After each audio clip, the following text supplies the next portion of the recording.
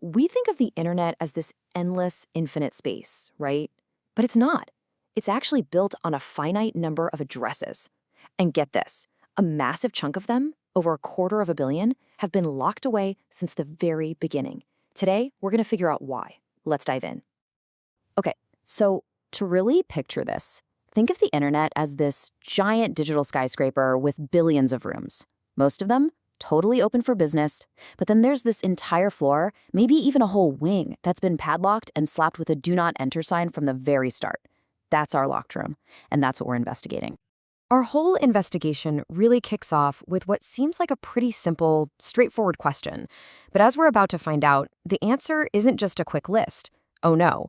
It actually uncovers this deep, fundamental conflict right at the heart of how the internet even works. All right, first things first. Before we can really understand the mystery, we have to get a handle on the locked room itself. What exactly is this thing called Class E?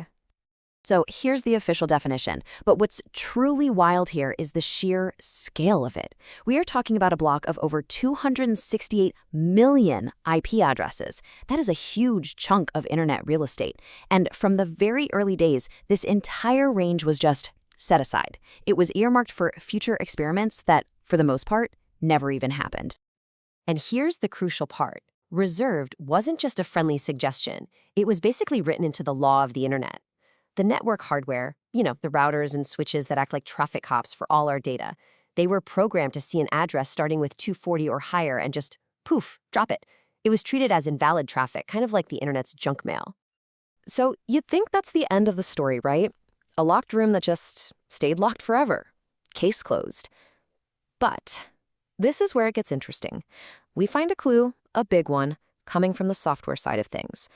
A sign that somebody, somewhere, was actually getting ready to unlock that door. And here it is. This is the first big twist in our mystery. This single line might not look like much, but it is huge.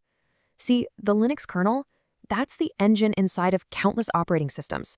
We're talking everything from your Android phone to the giant servers that run pretty much the entire web. And deep down in its code, it has the built-in ability to use and understand these addresses that are supposed to be forbidden. So what you have here is this really fascinating situation. The software is totally willing to play ball. It's like it has the keys to the locked room, it knows the floor plan, and it's just waiting for the green light. But, as we all know, potential isn't the same thing as reality, is it?